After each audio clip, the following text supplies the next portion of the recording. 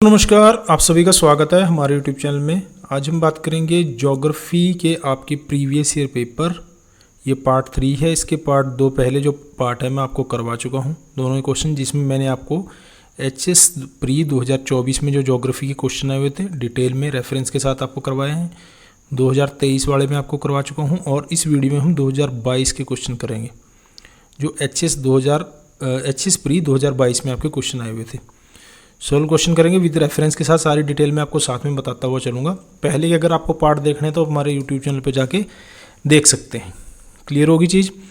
दूसरा है, इसमें देखिए 2024 में जो मैंने आपको करवाया है, 2023 में जो मैंने करवाया, इसमें साथ साथ में हिंदी और इंग्लिश साथ साथ में दी हुई है। इसमें एक पेज पे इंग्लिश थी, एक पे हिंदी, तो मैंने साथ में जोड़ने की कोशिश करी ऐसे ऐसे करके, तो बिल्कुल दिख नहीं रहा था एकदम से। ये हिंदी में ही है, इंग्लिश में मैं आपको उसकी जो इंपॉर्टेंट टर्म होगी वो मैं आपको इंग्लिश में बता दूंगा, ठीक है। साथ में पहला ही क्वेश्चन है, पहले क्वेश्चन की तरफ बढ़ते हैं, जो 2022 में आपको क्वेश्चन आया है, हिंदी वर्जन है उसका। ये फर्स्ट क्वेश्चन है आपका, आपको दे रखा है कि आयरन ओर के बारे में कहा गया, आयरन ओर की स्मेल्टिंग हेतु मैग्नीज एक प्रमुख कच्चा माल है, रॉ मटेरियल है, ठीक। दूसरा है, फेरो एलाइज के उत्पादन में भी इसका प्रयोग किया जाता है। बिल्कुल सही है, स्मेल्टिंग हो गया गलाना, इसको गलाने में मैग्नीज का प्रयोग करते हैं। आयरन ओर को, लोहे के आयरन ओर से जो लोहा ऐसा है उसको लोहा बनाने के लिए, स्मेल्टिंग गलाने के लिए हम मैग्नीज का भी प्रयोग करते हैं। चूना पत्थर तो होता ही है, साथ में अपना मैग्नीज भी होता है। फेरो एलाइज मिश्र धातु जब बनाते हैं लोहे से, स्टील बना दिया या कोई और, उसमें भी मैग्नीज हम उसके उत्पादन में, प्रोडक्शन में यूज़ करते हैं। सेकंड वाला हो गया, मैग्नीज डिपॉजिट प्राय भूगर्भिक संरचनाओं में पाया जाता है, हालांकि ये मुख्य धारवाड़, देखिए धारवाड़ में मेन रूप से पाया जाता है, ये सही है बात। जो मैग्नीज आपका धारवाड़ में मुख्य रूप से पाया जाता है। तो दोनों की दोनों स्टेटमेंट ये सही है, इसकी फर्स्ट स्टेटमेंट भी सही है, सेकंड वाली भी, दोनों सही है। अब ये पूछ रखा है कि फर्स्ट, ये तो हो गया दोनों सही है, तो दोनों कथन है, एक कथन को व्याख्यात करता है, कथन ए दो को व्याख्यात नहीं करता, नहीं ये इसकी व्याख्या नहीं करता, ठीक है। ये मैग्नीज के बारे में स्पेशली, आयरन और बनाने के और इसके प्रोडक्शन के बारे में, ठीक है। तो इसका आपका ऑप्शन हो जाएगा डी, इसका ऑप्शन हो जाएगा डी। इसमें जो दोनों कथन सत्य हैं, ये बिल्कुल राइट है। कथन ए और स्टेटमेंट 1 और स्टेटमेंट 2 को व्याख्यात नहीं करता, ये सही है, इसकी रेफरेंस नहीं देता। ये क्लियर हो गया यहाँ पर आपको चीज़। सेकंड क्वेश्चन है आपका, जो आपका पूर्वी घाट और पश्चिमी घाट है, ईस्टर्न घाट और जो वेस्टर्न घाट है, निम्न में से उनके बारे में दे रखी स्टेटमेंट दे रखी है। फर्स्ट स्टेटमेंट है, जो आपकी पूर्वी घाट में सबसे ऊंची चोटी अनाईमुडी है। अनाईमुडी नहीं है वहाँ पर चोटी, अनाईमुडी आपकी नीचे पड़ती है अन्नामलाई पहाड़ियों में, अन्नामलाई पहाड़ियों में दक्षिण भारत की जो सबसे ऊंची चोटी है। तो फर्स्ट स्टेटमेंट आपका गलत हो गया। सेकंड है, पूर्वी घाट की तुलना में, उसके कंपैरिजन में जो पश्चिमी घाट है एलिवेटर में ऊंचाई में नीचे है, अविरत नहीं है, लगातार नहीं है, ये भी गलत हो गया स्टेटमेंट। ये इससे ऊंचाई में भी ऊपर है और दूसरा लगातार है, कंटिन्यूस है। ये जो वेस्टर्न घाट है, अगर आप इंडिया का मैप देखेंगे, ये वेस्टर्न घाट है, ये बीच बीच में से टूटा हुआ है। टूटा हुआ है क्या, नदियों के द्वारा पाट दिया गया, जो आपकी गोदावरी है, कृष्णा है, कावेरी है। क्लियर हो गया। फिर नीचे थर्ड वाला स्टेटमेंट है कि अधिकतर प्रायद्वीपीय नदियाँ पश्चिमी घाट से निकलती हैं, सही है। जो आपकी गोदावरी है, कृष्णा है, कावेरी है, ठीक है, ये सारी की सारी नदियाँ आपकी वेस्टर्न घाट से निकलती हैं। थर्ड वाला स्टेटमेंट इसका सही है, सेकंड वाला भी गलत हो गया। नीलगिरी पहाड़ियों पर पूर्वी और पश्चिमी घाट एक दूसरे से मिलते हैं, सही है। ऐसे जो मैं आपको बता रहा था, यहाँ पर ऐसे ऐसे करके नीलगिरी में हो जाती है, फिर आपकी अन्नामलाई पहाड़ी, यहाँ पर आपकी अनाईमुडी, यहाँ पर डोडा बेटा नीलगिरी पहाड़ी की सबसे ऊंची चोटी है, अगर आप इंडिया के मैप में देखेंगे तो। थर्ड और फोर्थ वाले स्टेटमेंट इसके दोनों सही हो गए, थर्ड और फोर्थ इसके सही है, ठीक है। तो आप देख सकते, क्वेश्चन भी आप देख सकते हैं कितने डीप में क्वेश्चन पूछे गए। अगर आपने डिटेल में चीज़ें पढ़ रखी हैं तभी आपको ये चीज़ें समझ में आ जाएंगी, ठीक है। और एनसीईआरटी बेस्ड ज़्यादातर क्वेश्चन, एनसीईआरटी की मैंने आपको बता रखा है, दोबारा से बता देता हूँ। हमारा दूसरा चैनल है दिल्ली वाला रणबीर सिंह, उसका लिंक मैंने उसमें दे रखा, टेलीग्राम पे पहले लिंक उसका दिया था, अब उसका नया टेलीग्राम बन गया, आप सर्च करके जा सकते हो। अगर आपको उस यूट्यूब चैनल पे जाना है, आप दिल्ली वाला रणबीर सिंह, ठीक है, ऐसे सर्च करके यूट्यूब चैनल पे भी जा सकते हो, और टेलीग्राम भी उसका इसी नाम से है, उस पर भी आप सर्च करके जा सकते हो। अगर आप कहोगे तो इस वीडियो की डिस्क्रिप्शन में मैं लिंक भी दे दूँगा, ठीक है। थर्ड क्वेश्चन है आपका, आगे नेक्स्ट वाला है, ये उसके करंट से जोड़ करके ज्योग्राफी का क्वेश्चन पूछ लिया है। फरवरी 2021 में उत्तराखंड के चमोली में घटित जो आपदा हुई थी, उसमें कौन से कथन सही है। पहला स्टेटमेंट है, गंगोत्री ग्लेशियर का एक भाग टूट गया था, तबाही का कारण बना, ऐसा नहीं है, ये गलत है स्टेटमेंट। गंगोत्री ग्लेशियर का कोई इसमें भाग नहीं टूटा था। दूसरा है, धौलीगंगा, ऋषिगंगा, अलकनंदा नदियों के नदियों में दिन के मध्य में अचानक बाढ़ आ गई थी, ये राइट हो जाएगा, ये इसका राइट है। तीसरा है तपोवन विष्णु गुड़ हाइडल प्रोजेक्ट है, वहाँ पर ऋषि हाइडल प्रोजेक्ट है, को व्यापक नुकसान, ये सही है। ये दोनों वाले स्टेटमेंट सही है, सी इसका आंसर हो जाएगा। ये करंट से जोड़ करके ज्योग्राफी का जोड़ दिया बीच में क्वेश्चन। फोर्थ वाले क्वेश्चन की तरफ बढ़ते हैं। फोर्थ वाला क्वेश्चन है फर्स्ट स्टेटमेंट जो आपकी देखिए सिक्किम हिमालय में। देखिए हिमालय का मैंने आपको बता भी रखा है कि जगह जो पहले भी बताया, जैसे कि आपका कश्मीर हिमालय है, फिर आपका पंजाब या कमाऊ हिमालय जिसको बोलते हैं, सॉरी यहाँ पर पहले आपका कश्मीर है, इसको पंजाब हिमालय पहले बोलते थे। ये आपका कमाऊ हिमालय है, फिर आपका नेपाल हिमालय है, और फिर आपका असम हिमालय है। इस तरफ से ऐसे देखें तो ठीक है, ये ऐसे ऐसे आ जाता है आपका। तो ये सिक्किम हिमालय की बात हो रही है, जहाँ पर सिक्किम आपका पड़ता है बॉर्डर में, ठीक है। यहाँ की मैं बात बता रहा हूँ, असम हिमालय में आ जाएगा। सिक्किम हिमालय करेवा के लिए प्रसिद्ध है, जो जाफरान की खेती के लिए उपयोगी है। देखिए जाफरान की जो खेती होती है, केसर की जो खेती है, ये बात सही है कि ये जाफरान की जो खेती होती है सबसे ज़्यादा करेवा में होती है, ठीक है। करेवा एक हिमालय में जो है, कश्मीर हिमालय की बात है यहाँ पर, ये फर्स्ट वाला जो स्टेटमेंट है ये गलत है। ये करेवा है सिक्किम हिमालय में, सॉरी कश्मीर हिमालय में होता है। ये सेकंड वाला जो स्टेटमेंट है इसी से जुड़ा हुआ है। हिमनद चिकनी मिट्टी, दूसरे पदार्थों का हिमोड़ पर मोटी परत के रूप में जवाब को करेवा बोलते हैं, ठीक है। ये बहुत ही उपजाऊ मिट्टी होती है, चिकनी मिट्टी होती है, हिमोड़ के रूप में होता है ये वहाँ पर, ठीक है। बहुत ही ज़्यादा उपजाऊ मिट्टी होती है, इसे करेवा बोलते हैं। हाइट में कश्मीर हिमालय में मिलता है, दलदली सा एरिया होता है, तो वहाँ पर केसर की खेती होती है। तो फर्स्ट वाला स्टेटमेंट यहाँ पर गलत है। सेकंड वाला आपका स्टेटमेंट है फोर्थ का जो इसका ठीक हो जाएगा, ठीक है। तो इसकी आंसर हो जाएगा आपका बी, क्योंकि फर्स्ट स्टेटमेंट आपका गलत हो गया, सेकंड सही होगा। देखिए यहाँ पर भी डीप में क्वेश्चन पूछा गया। सिक्किम वाला यहाँ से, सिक्किम अगर आपने करेवा के बारे में पढ़ रखा होगा एनसीईआरटी में, साफ साफ दे रखा है कश्मीर हिमालय में। जाफरान की खेती बिल्कुल इसमें होती है, ये सही है, यहाँ पर आधा स्टेटमेंट इसका सही है। तो नेक्स्ट क्वेश्चन देखते हैं। नेक्स्ट क्वेश्चन है आपका तरंगों के बारे में, वेव्स के बारे में पूछा रखा है। तरंगों वेव्स के बारे में आपको बताना है। वायु के कारण तरंगे महासागर में गति करती हैं, ठीक है। महासागर में जो गति होती है तरंगों की, वो इसी के कारण होती है। महासागर में जो तरंगों की गति है वायु के कारण, एयर के कारण ही होती है, ये बिल्कुल सही है फर्स्ट वाला जो स्टेटमेंट है। तरंग के नीचे जल की वास्तविक गति वृत्ताकार नहीं होती, ऐसा नहीं है, ये स्टेटमेंट आपका गलत हो जाएगा भाई, जरूरी नहीं है।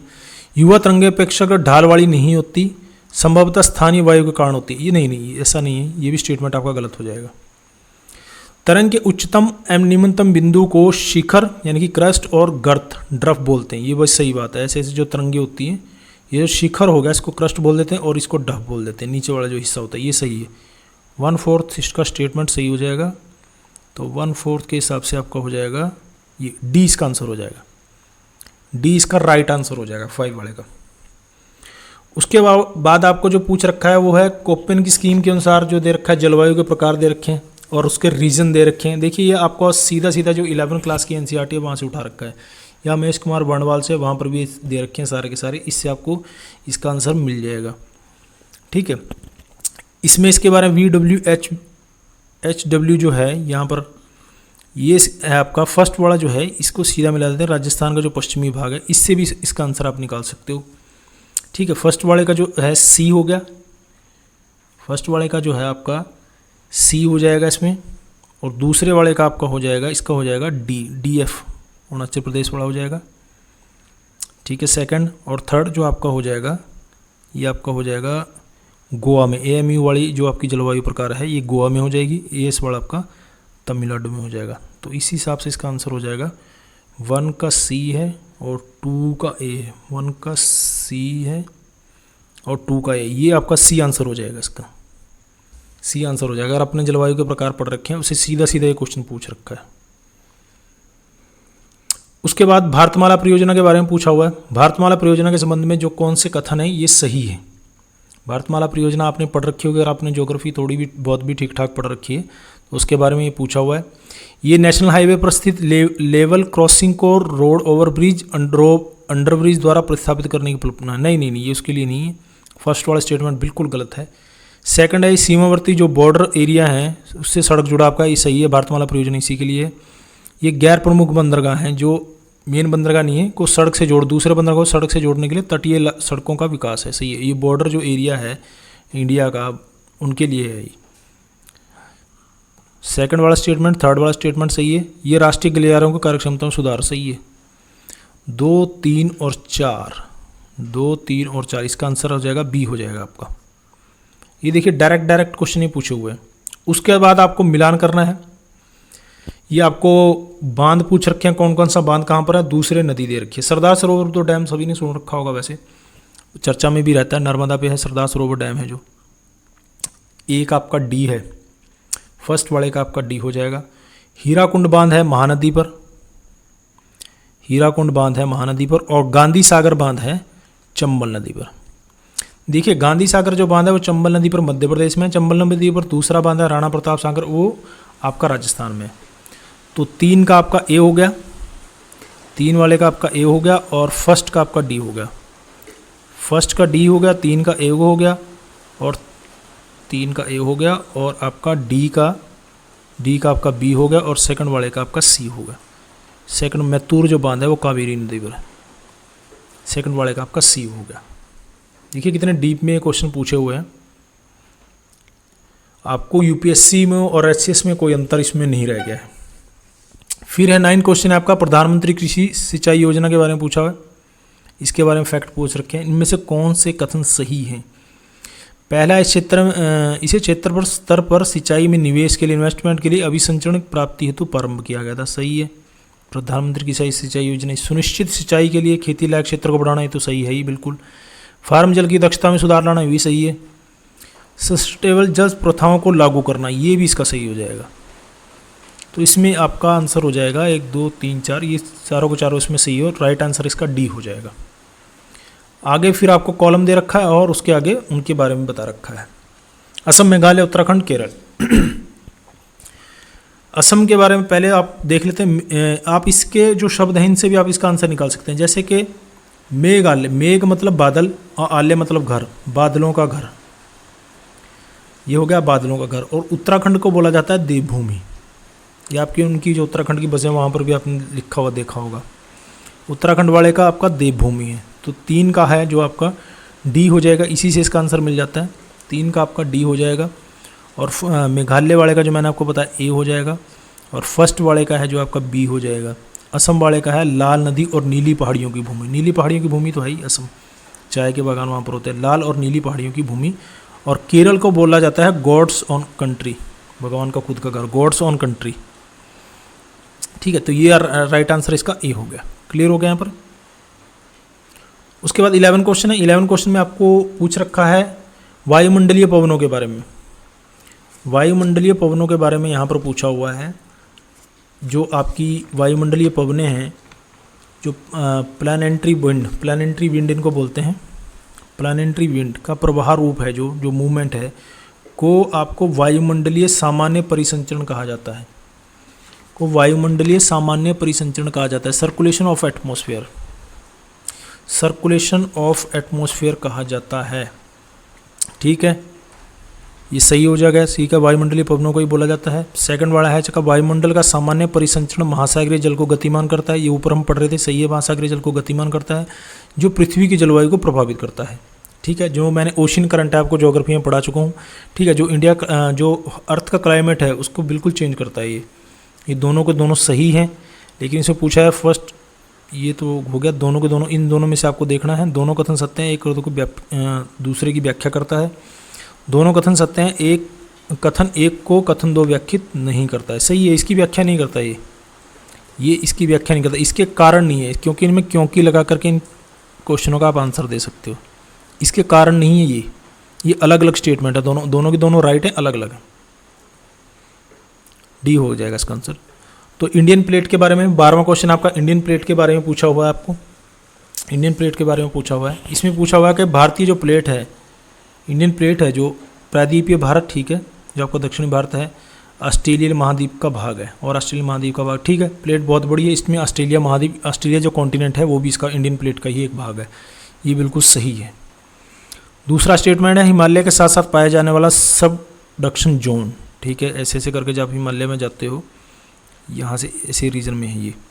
जो हिमालय के नीचे है, जहाँ पर आपका तराई का रीजन आता है, शिवालिक का रीजन आता है। सबडक्शन जोन इसकी दक्षिणी सीमा निर्धारित नहीं करता, नॉर्थ उत्तरी सीमा इसकी निर्धारित करता है। ये स्टेटमेंट यहाँ पर गलत है। जो महाद्वीपीय अभिसरण के रूप में है, देखिए यहाँ पर सिर्फ छोटे शब्द से स्टेटमेंट गलत हो गया। ये दक्षिणी सीमा नहीं है, इसकी उत्तरी सीमा है। वो कहते हैं ना जहाँ पर ये भूकंप आता है हिमालय में, जो इंडियन प्लेट है यूरेशियन प्लेट को धक्का मारती है, तो ये इसकी उत्तरी सीमा है, दक्षिणी सीमा नहीं है। ये स्टेटमेंट आपका गलत है, सेकंड वाला स्टेटमेंट गलत है। पूर्व में म्यांमार के रॉकियंस पर्वतों से होते हुए एक चाप के रूप में जावा खाई तक फैला हुआ है, सही है, ये स्टेटमेंट सही है इस तरफ। फोर्थ है आपका पश्चिमी सीमा पाकिस्तान के किर्थर श्रेणियों का अनुसरण करती है, ठीक है, इंडियन जो सब कॉन्टिनेंट है उसके रूप में ये सही है। 3 वाला स्टेटमेंट और 4 वाला स्टेटमेंट सही है। 2 वाला जो स्टेटमेंट है इसका वो आपका गलत हो जाएगा। तो 2 वाला स्टेटमेंट आपका इसमें भी है, इसमें भी है और इसमें नहीं है। 1, 3, 4 और उसका सी आंसर हो जाएगा आपका। क्लियर होगा। 13वां क्वेश्चन है आपका। देखिए ज्योग्राफी से कितने क्वेश्चन पूछे गए। ज्योग्राफी से हर बार 20 से 25 क्वेश्चन पूछे जाते हैं। फिर लैटराइट सॉइल के बारे में पूछा हुआ है। लैटराइट सॉइल, लैटराइट मृदा के संबंध में निम्नलिखित कथनों में विचार करना है।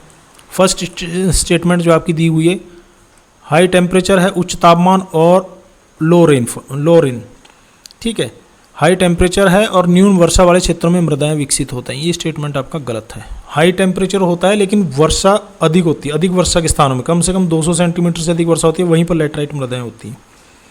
जो आपका वेस्टर्न घाट के नीचे है, मतलब कि नीचे इंडिया का जो ये वाला पार्ट है, जैसे हम देखते हैं यहाँ पर लैटराइट मृदाएं पाई जाती हैं। केरला में ऊपर की तरफ, कर्नाटका में, महाराष्ट्र की तरफ चली जाती हैं, ठीक है। तो ये फर्स्ट स्टेटमेंट है जो इसका गलत हो गया, ठीक है। सेकंड है, ये मृदाएं organic matter, nitrogen, phosphate, calcium से भरपूर होती हैं। ये भी गलत हो गया। नाइट्रोजन से तो कोई भी इंडिया की मृदा भरपूर नहीं है। सेकंड वाला स्टेटमेंट भी इसका गलत है। थर्ड है, मकान के निर्माण में उपयोग हेतु ईंट के रूप में इन मृदाओं का कटाव व्यापक रूप से सही है। लैटराइट को ईंट वाली मृदा भी बोलते हैं, ठीक है, ये पत्थर की तरह होती हैं, ईंटों की तरह होती हैं, सही है। ये थर्ड वाला भी सही है क्वेश्चन स्टेटमेंट। ये मृदाएं मुख्य रूप से प्रायद्वीपीय पठार के उच्च क्षेत्रों में पाई जाती हैं, ठीक है, मैंने आपको बता ही दिया। जो आपका ये वेस्टर्न घाट है, उच्च क्षेत्र है, जहाँ पर वर्षा ज़्यादा होती है, जहाँ पर मानसून सीधा सीधा टकराता है, ठीक है, वहाँ पर ज़्यादा वर्षा होती है, वहाँ पर ये विकसित होती हैं, सही है। थर्ड और फोर्थ वाला जो स्टेटमेंट है बिल्कुल सही है। तो इसका आंसर हो जाएगा, राइट आंसर इसका बी हो जाएगा। क्लियर हो गया। आगे वाला देखिए, सूची दे रखी है और सूची सेकंड आपको दी हुई है पूरे के पूरे। ये कन्वेंशंस पूछे, जो कन्वेंशंस हैं आपके, ठीक है, अभिसमय जिनको बोलते हैं, उनके बारे में पूछ रखा है। इसमें तो 2-3 तो आपको पता होंगे, जैसे कि मीनामाटा है। मीनामाटा जो है वो मरकरी का है। मीनामाटा जो है वो आपका मरकरी का है, ठीक है, ये तो आपको सभी को पता होगा। बेसल जो है, बेसल वाला कन्वेंशन है, ये आपका हैजार्ड वेस्ट के सीमा पार आवाजाही और उनका डिपोजिशन का नियंत्रण है, कंट्रोल के लिए, ये भी सही है, ठीक है। फिर है आपका जो स्टॉकहोम है, स्टॉकहोम कन्वेंशन है, ये आपका फर्स्ट से हो जाएगा। ये आपका परसिस्ट ऑर्गेनिक प्रदूषण से जुड़ा हुआ है, परसिस्ट ऑर्गेनिक प्रदूषण से जुड़ा हुआ है। तो सी का 4 कहाँ दे रखा है भाई? सी का 4 तो आपका 3 में दे रखा है, सी का 4। और ए का आपका 2 कहाँ पर दे रखा है? ए का 2 आपका इन दोनों में दिया हुआ है। देखिए कितना डीप में पूछा हुआ है। स्टॉकहोम, डी वाले का 1 कहाँ दिया हुआ, डी का वाले का 1, तो इसका आंसर इसका बी हो जाएगा, बी हो जाएगा। रोटरडम हो जाएगा आपका इससे। हैजार्ड केमिकल्स के व्यापार के संबंध में देशों द्वारा सूची निर्णय को सुगम बनाता है। क्लियर हो गया। नेक्स्ट क्वेश्चन है, भारत की सेंसस से पूछा हुआ 2011 की जो जनगणना है के अनुसार भारत की भाषाओं के 5 पृथक परिवार है हमारे। पृथक परिवार मेन तो आपका द्रविड़ भाषा परिवार है और आर्य भाषा परिवार है, उनके बारे में पूछ रखा है। ये भाषा परिवार दे रखे हैं और ये स्टेट दे रखे हैं, ठीक है। पहले तो आपको रीजन के हिसाब से आप इसमें अंदाजा लगा सकते हो। जैसे द्रविड़ भाषा परिवार है, द्रविड़ रीजन में जो है, द्रविड़ रीजन बोला जाता है तमिलनाडु में, आंध्रा का जो रीजन, आंध्र प्रदेश का जो रीजन है, केरला की जो भाषा है, इनको द्रविड़ भाषी परिवार बोला जाता है। तो द्रविड़ से आपका हो जाएगा आंध्रा हो गया, तमिलनाडु हो गया और कर्नाटक हो गया। फर्स्ट का तो आपका ये हो जाएगा, ठीक है। फिर आप इससे अंदाजा लगा सकते हो, जैसे तिब्बत और बर्मन के बारे में पूछा गया है, ये रीजन आपका यहीं पर हो जाएगा, असम, मणिपुर और नागालैंड के बारे में। डी का 2 हो गया आपका सॉरी, डी का 2 हो जाएगा और आपका बी का 1 हो जाएगा। डी का 2, बी का 1 कहाँ पर है, आप इसी से अंदाज़ा लगा सकते हो, ये इसका आंसर हो जाएगा।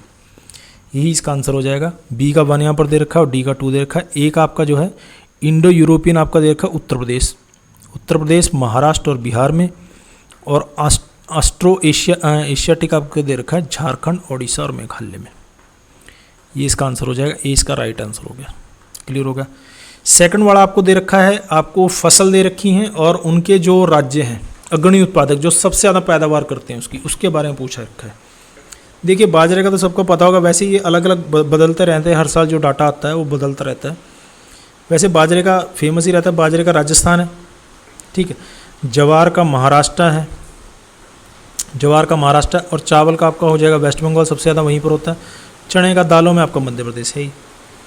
तो ए का 2 हो गया आपका, ए इसी से इसका आंसर हो जाएगा। बी का 3 हो गया, बाजरे का राजस्थान हो गया, और सी का 4 हो गया, चावल का आपका हो गया, सी का वेस्ट बंगाल हो गया, और डी का 1 हो गया। इसी से आपका आंसर हो गया। वेस्ट बंगाल आपको पता ही है, पश्चिम बंगाल का जो चावल में पहले नंबर पे, बाजरा राजस्थान में है, जवार महाराष्ट्र में आपका होता है, और चना दालों में मध्य प्रदेश ही है। क्लियर हो गया। उसके बाद 17वां क्वेश्चन है आपका।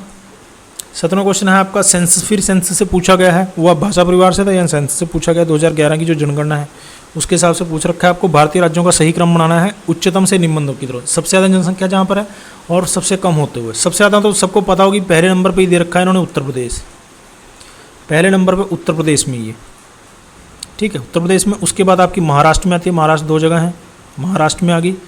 फिर आपकी बिहार में आती है, पश्चिम बंगाल की जगह बिहार में आपकी आती है, ठीक है, बिहार में है। और चौथे नंबर पे आपका वेस्ट बंगाल हो गया। तो ये इसका राइट आंसर हो गया अगर आपने सेंसस पढ़ रखा है तो। फिर आपको पूछ रखा है नेशनल पार्क के मिलान करने हैं आपको, कहाँ कहाँ ये नेशनल पार्क दे रखे हैं, ठीक है। नेशनल पार्क के बारे में पूछा हुआ है, आपको ये देखना है। जो आपका बालफाक्रम है, बालफाक्रम आपका मेघालय में पड़ता है, बालफाक्रम आपका मेघालय में पड़ता है, ठीक है। महावीर हरिणा वनस्थली आपका तेलंगाना में है, और नाम दफ़ा सबको पता होगा अरुणाचल प्रदेश में है। नामेरी है जो आपका वो असम में है। एक आपका 3 हो गया, ए का 3 है, 2 जगह है, और बी का आपका 1 हो गया, बी का 1 है, ए का 3, बी का 1, आपका बी आंसर हो जाएगा इसमें। राइट आंसर आपका बी हो जाएगा। क्लियर हो गया। आगे यहाँ आपके 2 क्वेश्चन बचते हैं, एक लास्ट में एक और क्वेश्चन है, बाद में दे रखा था ज्योग्राफी का, वो भी आपको करो। 3 ही क्वेश्चन बचे हैं। रिवर के बारे में पूछ रखा है, रिवर सिस्टम अगर आपने ज्योग्राफी में पढ़ रखा है उसके बारे में पूछ रखा है, और ये भी क्वेश्चन बहुत डीप में पूछा हुआ है। कौन सी नदियाँ और उनकी सहायक नदियाँ ट्रिब्यूटरी के साथ सही क्रम में सही सुमेलित हैं। फर्स्ट है कृष्णा है, कृष्ण की सहायक नदी तुंगभद्रा है, घाटप्रभा, मालप्रभा, ये राइट है, बिल्कुल सही है। दूसरा है गंगा की गोमती है, कोसी है, गंडक है, गंडक की सहायक नदी है, कोसी भी है, गोमती भी है, गोमती, घाघरा, गंडक, कोसी सारी इसकी सहायक नदियाँ हैं। यमुना की है केन, बेतवा, चंबल, सही है। चंबल, सिंध, बेतवा, केन इसकी हैं, ये सारी राइट है। फिर है आपका डी है कावेरी, काबिनी, भीमा, हेमावती। भीमा जो नदी है वो कृष्णा नदी की सहायक नदी है। अगर आप मैप में देखोगे भीमा नदी है वो कृष्णा में मिलती है, तो ये इसका डी इसका गलत हो जाएगा। फर्स्ट, सेकंड और थर्ड इसके सही हो जाएंगे, यानी कि इसका आंसर हो गया आपका ए, इसका आंसर हो जाएगा ए, बी और सी। ए, बी, सी इसका देखिए कितना डीप में क्वेश्चन पूछा हुआ है, उसकी सहायक नदियाँ पूछ ली। अगर आपने अच्छे से पढ़ रखी हैं तभी आप इसका आंसर दे पाओगे। नेक्स्ट क्वेश्चन है दी गई नदियों की लंबाई पूछ रखी है भाई। सबसे लंबी नदी और सबसे छोटी नदी में व्यवस्थित करना है। ये साउथ की नदियाँ पूछी हुई हैं, चारों का एक ही क्रम है। सबसे लंबी नदी तो साउथ में सबको पता ही गोदावरी नदी है, ये पहले नंबर भी, इन दोनों में से इसका आंसर हो जाएगा गोदावरी है। सेकंड नंबर की कृष्णा है, दक्षिणी गंगा भी बोला जाता है इसे। सेकंड नंबर की कृष्णा है, थर्ड नंबर की महानदी है, और फोर्थ नंबर की आपकी ताप्ती। तो इसका आंसर आपका बी हो जाएगा, 20 का राइट आंसर हो जाएगा। फिर ये क्वेश्चन हरियाणा से जोड़ के पूछा, एक ही क्वेश्चन है जो बाद में पूछा गया था, हरियाणा इसमें बीच में दे दिया, बाकी ये ज्योग्राफी का ही क्वेश्चन है पूरा का पूरा। भिंडवासा सभी को पता होगा हरियाणा में है, भिंडवासा जो है वो हरियाणा में है, ये तो सबका पता होगा झज्जर में है। उसके बाद नवाबगंज पक्षी अभ्यारण्य है, ये आपका उत्तर प्रदेश में है। त्यो सागर करंट से जोड़ के पूछा हुआ, त्यो सागर झील है जो लद्दाख में है आपकी, इसी से इसका आंसर मिल जाएगा। ई का आपका 2 हो जाएगा, ई का 2 सब जगह दे रखा है, ठीक है। और सी सी का आपका 5 दे रखा है। सी का 5 कहाँ पर है, सी का 5 3 जगह दिया हुआ है।